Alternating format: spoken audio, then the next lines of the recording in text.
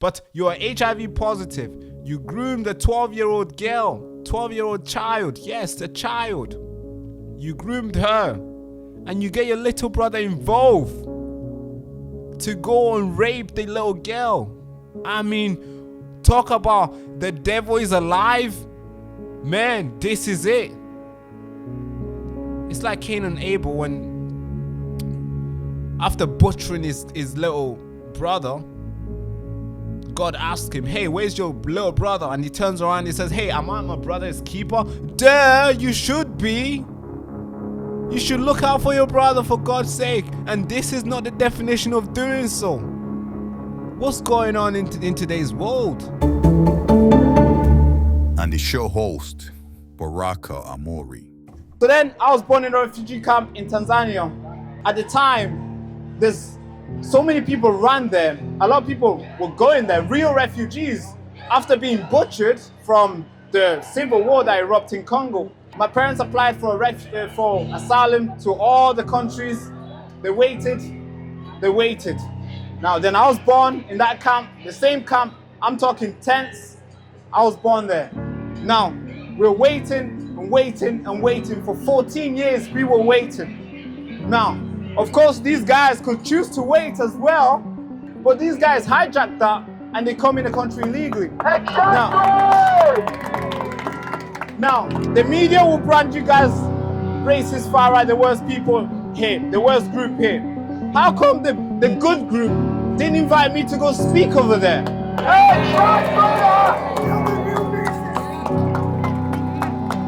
So, I call this the greatest awakening because all the way from over there, there's hundreds of people turning up. It's a Saturday, for God's sake. They could easily go around and watch football and have fun, go on a date, do all the lovely stuff they could do. But instead, they want to stand here, rain or not. They're ready to send the message. And I believe the message will be received today. Thank you so much.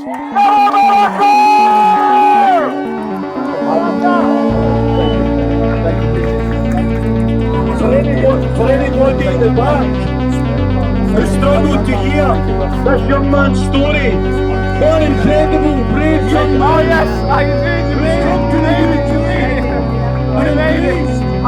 British Christian values, regardless of his own beliefs. Let's hear it for Baraka.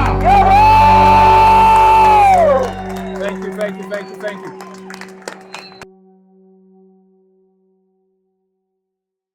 We're a big brother. A big brother. Yes, you call yourself a brother. You take your small little brother. You're talking to a 12-year-old girl. Child. She's still in a uniform. She's what? Is that year 7? I think that's year 7. Either year 7 or year 6. Whoa. Shit, could be primary school. Fuck, even... Damn. Well, year 7, I believe. She's in a uniform, for God's sake. No uniform for work, uniform for school. That's how sensitive and a small little baby she is. But no, you're a big brother. You call yourself a brother.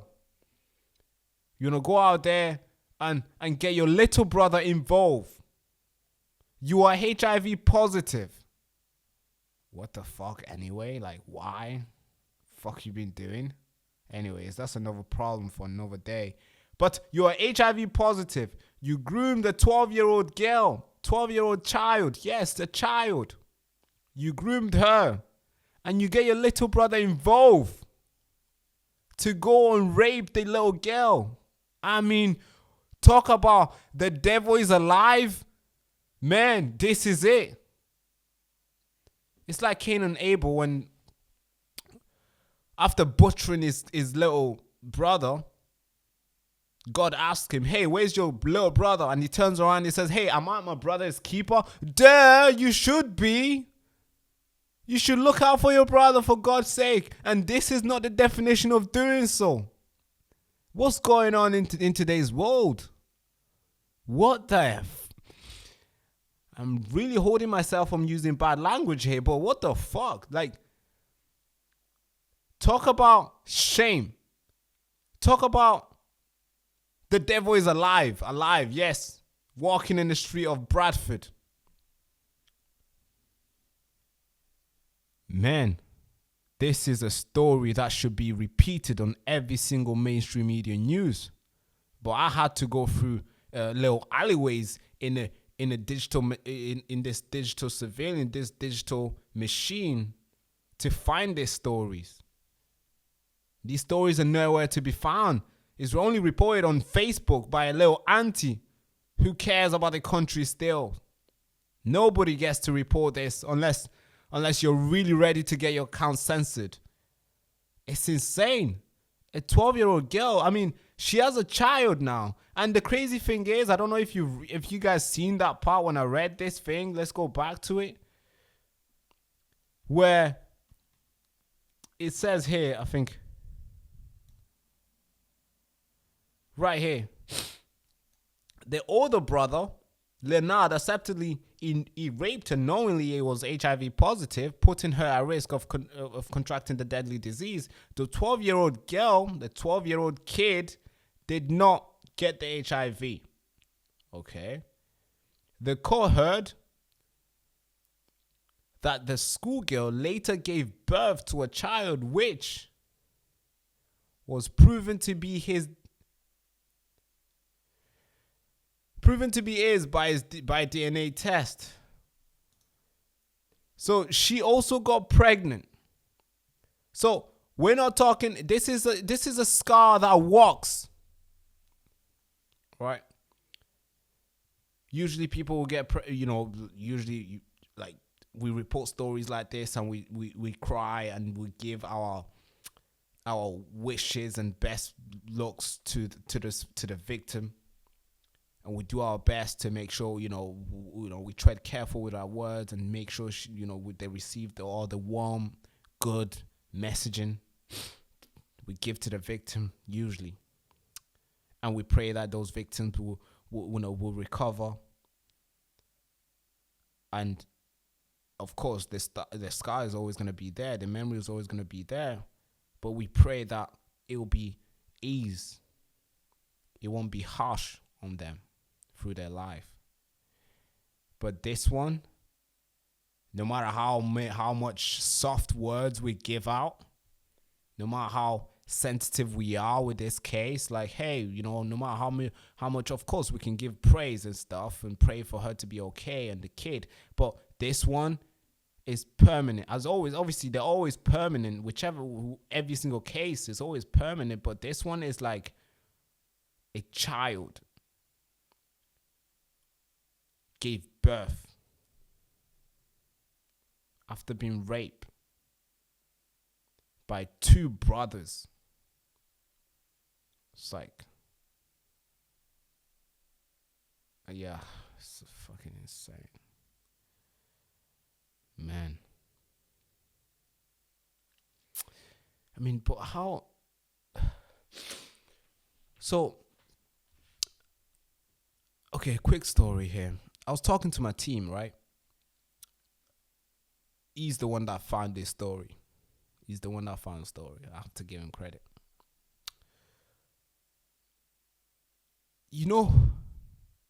When because we have a database here where all our videos are processed, because we do so many videos, there needs to be a good oily machine for us to process these videos. They need to get thumbnail, they need to do this and all that. It's like multiple people are doing, so we got a good line of a machine that gets videos going and going and going, so then no content is gone to waste, so you guys don't miss out.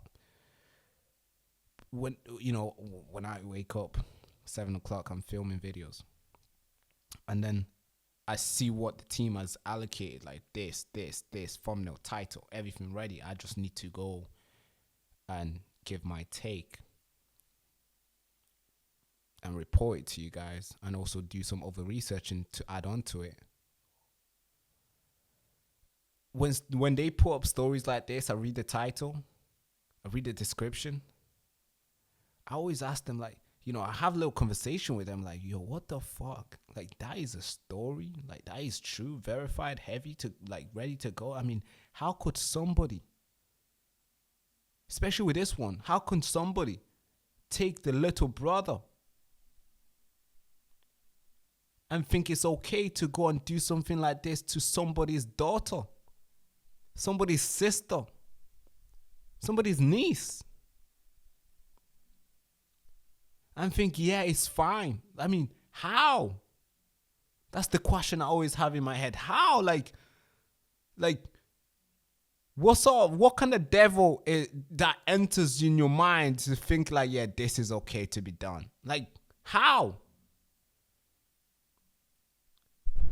And as you can see here, George Andrew said that this guy was offending, the offenders here. They were very involved in grooming behavior. They had this grooming behavior, very manipulative, very forceful and controlling. And sometimes, I quote, sometimes violent towards her while raping her. So that's giving me an impression that this was happened for very long. Until the girl came out and gave out the story. Man, I don't know. If you got a son, a daughter, I don't know, invite God in your house. You need to pray for this sort of evil stuff to not come to your house. You got to pray for it. You got to pray for this stuff to get out. I mean, this is insane.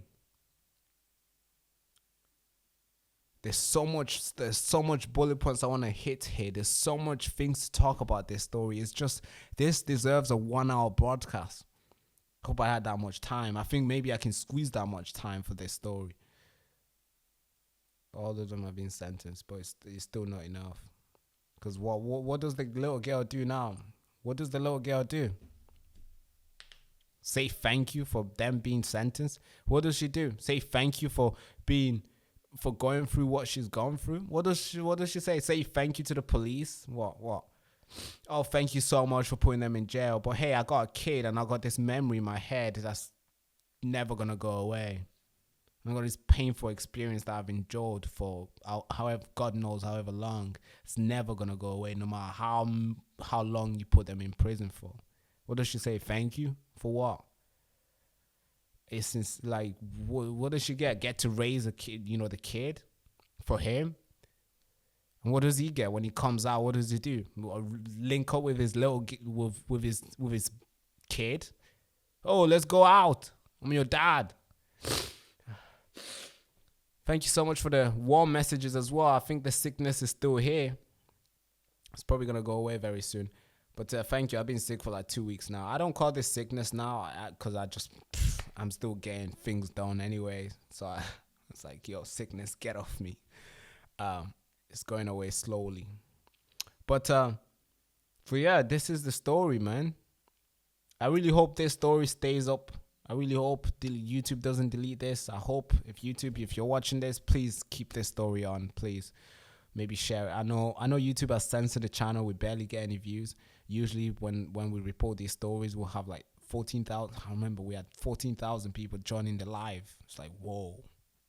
My laptop would crash because we had so much engagement while I'm live. But now YouTube noticed, hey, this guy cares about all these stories about human being, about kids being raped. Why does he care? Fuck him. Give him 4 views. Give him 1 view. But guess what? The whole point of me doing all this, it's not about, hey, people will tune in. It's not about, hey, because if that was the case, we would have quit 10, 11 months ago because we were demonetized for very long and we were getting basically no views. But we still kept on going, making no money, but still kept on going, still getting 9 videos out a day. So that's, you could tell the views is not what I'm solving for. What I'm solving for is getting the video out. That's it. The goal when we wake up, the goal when the work starts is just to film the video. That's it. Everything else, the algorithm will take care. God will take care of it. The donation, whatever, yeah, God will take care of it. The goal is just to get the video out. Shit, just click something. Get the video out. That's always been the goal. The goal is to work. They goes to make sure the nation gets to know the stories that I think are important. Like, this story is important. This story should be everywhere. It will get fathers vigilant for their daughters. It will get mothers caring and taking care of their daughters. And it will get parents on the other side to check their sons, educating them, making sure none of this evil thinking ever gets entertained in their mind. That's what mothers and sons and dads will do to their sons. They'll sit them down, because if this was played on national TV for like a day or two straight, people will talk about it. Community will become more. They'll notice that the devil is walking around the UK, so they're gonna become very vigilant. They're gonna cast it out. They're gonna say, "Hey, devil, Satan, get behind me." Just like Jesus said to Peter when Peter was doing silly stuff. But yeah, that's what the community will do. They will come together and pray on this and cast it out, casting the demon out, casting the evil principalities out. We'll do that if this story was played at a national level. But of course, that's not. So it will just be normal. We won't even know about it. It will just go on. Probably gonna get worse. And police are out there trying to arrest me for telling you the truth. It's freaking insane. Like, I gotta go out of the country very soon, like, for traveling. And I honestly think they might shit. I can't really talk about that, because I got my bank. I don't know if you guys know, I got debanked early. Not long ago. I have no bank on my name anymore. So fuck knows what will happen to me as soon as I hit the airport. Probably get arrested or some shit. Demonetized. Debunked. What else? Jail soon? Fuck. Anyways, the nation still needs to know these stories. I hope you guys are okay. I'll quickly read your chat before I end this live stream. But thank you so much for tuning in. Share this broadcast everywhere. To your friend, to your auntie. Tell them what's going on, because this is not normal. This should be known to every single person in the country. So we should cast it out. We should call it out. And the mothers should talk to your sons. Make sure this does not become something that they have in their mind. And of course, mothers and fathers, stay vigilant for your daughters. It doesn't matter what age now. We've got evil people in a country where they'll look for people, they'll look for young kids in uniform. So it doesn't matter how young, you got to check your kids. Got to stay vigilant. Got to see their fun, who's manipulating them, who's promising them the world when they have nothing, just to feed themselves to feed their monster in their mind and brain for their pleasure. Who's promising them the world when they have nothing, so that they can get the chance to eat their life, to destroy your little girl's life, just like this little girl's gone through. Yeah, it's insane. It's freaking insane. This is Great Britain, by the way. This is not how. I'm not reporting this from Sudan. I'm not in Khartoum right now. No, I'm not. I'm not reporting from Bangladesh. I'm not in Pakistan. I'm not over there. Islamabad, no, I'm not. I am not from Damascus, reporting from Syria. No, I'm not. I'm not in Cairo, reporting from Egypt. No. Today, I'm in Manchester, reporting from United Kingdom, Great Britain. And this is the stories. So many of them, they don't want you to know. But without further ado, thank you so much for tuning in. If you're new to the channel, make sure you like, comment, subscribe. Hand to the head salute. Bye-bye. Ladies and gentlemen, the hour is late and the truth is radioactive. Yes, While the globalists sit down and sip champagne at the climate summit, the foundation of the civilization is being melted down in real time. I know you didn't tune in for comfort, you came here for clarity. And today we're going to tear back the curtains on the lies that has been fed to you since birth.